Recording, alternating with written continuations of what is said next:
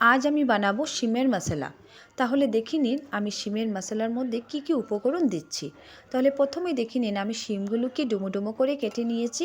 তার মধ্যে আদা রসুন পেস্ট 1 চামচের মতন, একটা টমেটো পেস্ট, একটা পেঁয়াজ পেস্ট, টক দই 3 চামচের মতন, কাঁচা লঙ্কাকে আমি 1 থেকে 2টো মধ্যে দিকে কেটে রেখে দিয়েছি। এর মধ্যে দেখুন তেজপাতা, শুকনো লঙ্কা, 5 ফোড়ন এইগুলো সম্বাসের জন্য। এখন দেখুন আমি মশলা কি কি দিচ্ছি। মশলা হচ্ছে প্রথমে হাফ চামচ নুন, তার মধ্যে হাফ চামচ জিরে গুঁড়ো, হাফ চামচ হলুদ গুঁড়ো, হাফ চামচ ধনে গুঁড়ো, আর কাশ্মীরি গুঁড়ো মরিচের গুঁড়ো হাফ চামচ।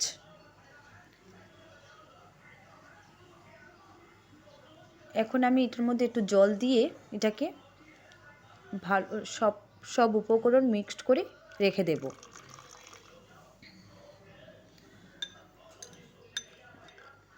এখানে দেখুন আমি কড়াইটা বসিয়ে দিয়েছি। কড়াইটার মধ্যে তেল দিয়ে দেব।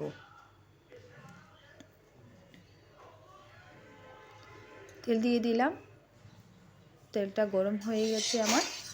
এখন আমি দিয়ে দিব শিমগুলোকে আমি একটু ভেজে নিব, কারণ শিমগুলো কাঁচা গন্ধ থাকে, তার জন্য আমি শিমগুলোকে ভেজে নিব, সামান্য একটু ভেজে নেব। এর মধ্যে একটু দিয়ে দেব, শিম ভাজার মধ্যে একটু দিয়ে দিব নুন আর একটু হলুদ দিয়ে দিব। এগুলো দেওয়ার পর আবার ভালো করে একটু ভেজে নেব।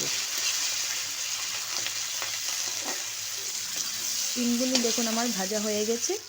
এখনই দেখুন আমি কড়াইটা বসিয়ে আবার এর মধ্যে আজকে সামান্য তেল দিয়ে দিয়েছি। দেওয়ার পর এটাকে আমি একটু 5 শুকনা লঙ্কা দিয়ে দিয়েছি, তেজপাতা দিয়ে দিয়েছি, 5 ফোড়ন দিয়ে দিয়েছি। এখন আমি একটা পেস্ট রেখেছিলাম কাঁচা টমেটোর, এই টমেটোটা দিয়ে দেব। কারণ প্রথমে আমি টমেটোটা দিয়েছি কারণ টমেটোর মধ্যে একটা কাঁচা গন্ধ থাকে, তার জন্য আমি টমেটোকে প্রথমে দিয়ে দিয়েছি, যাতে সেই গন্ধটা চলে যায়। টমেটো দেওয়া হয়ে গেছে। এখন আমি টমেটোকে ভালো থেকে নাড়াচাড়া করে নিয়েছি। এখন আমি দিয়ে দেবো পেঁয়াজ বাটা। এবং পেঁয়াজ বাটাটাও দেওয়া হয়ে গেছে আমার। পেঁয়াজ বাটাকে ভালো থেকে, পেঁয়াজ বাটা আর টমেটোকে একসাথে ভালো থেকে নাড়াচাড়া করে নেব। যতক্ষণ পর্যন্ত কাঁচা গন্ধ যাচ্ছে না ততক্ষণ পর্যন্ত আমি নাড়াতে থাকবো। তারপর আমি দিয়ে দেবো 1 চামচ আদা রসুন বাটা। আপনাদেরকে তো প্রথমেই বলে দিয়েছিলাম আদা রসুন পেস্ট আমি করে রেখেছি 1 চামচের মতো। এইগুলো আমি এখনই দিয়ে দেবো, আদা রসুন পেস্ট।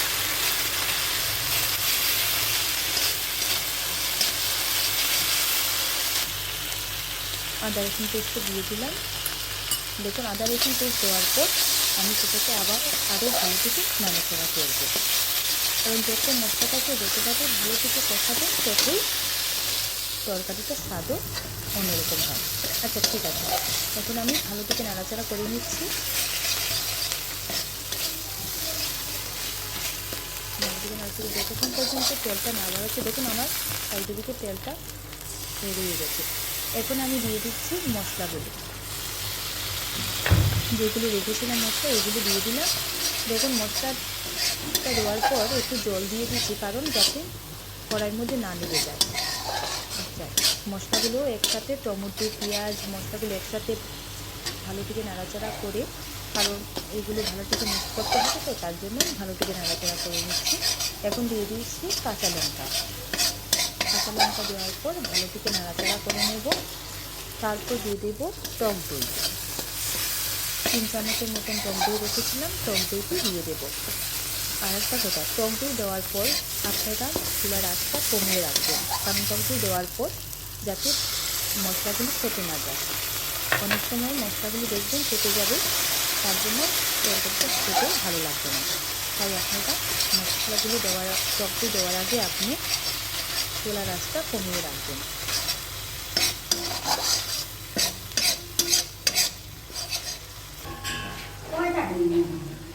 সামান্য একটু চিনিও দিয়ে দিলাম। চিনিটা দেওয়ার পর একটু মিষ্টি মিষ্টি করবে, কারণ ভালো লাগবে আর কালারটাও আমি জানি সুন্দর আছে, তার জন্য সামান্য একটু চিনিও দিয়ে দিলাম। তারপর আমি ভালো থেকে সেটাকে কষাবো। কষাতে থাকবে, কারণ যতক্ষণ পর্যন্ত কালারটা চেঞ্জ হচ্ছে না ততক্ষণ পর্যন্ত আমি মশলাটিকে কষাতে থাকবো। এরপরে দেখুন আমার ভাজা শিমগুলো দিয়ে দিলাম, ভাজা শিমগুলো দিয়ে দিচ্ছি। শিমগুলির সাথে একসাথে আমি নাড়াচাড়া করে নেব। একটু দেখুন আমি শিমগুলিকে নাড়াচাড়া করে নিচ্ছি, ভালো করে নাড়াচাড়া করব। মশলাটা যতক্ষণ পর্যন্ত শিমের মধ্যে না ঢুকছে ততক্ষণ পর্যন্ত আমি নাড়াচাড়া করব।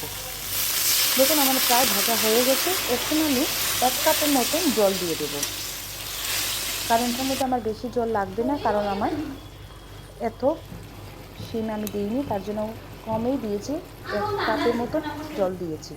দেখুন আমার প্রায় শিম হয়ে গেছে। এখন আমি এটার মধ্যে দিয়ে দিচ্ছি 1/2 চামচ ঘি, 1/2 চামচ গরম মশলা আর কসুরি মেথি পাতা।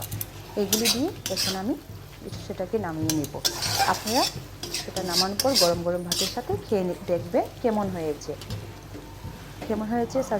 আমাকে কমেন্ট করে জানাবেন কেমন হয়েছে। ভালো লাগলে লাইক, কমেন্ট, শেয়ার করে দেবেন।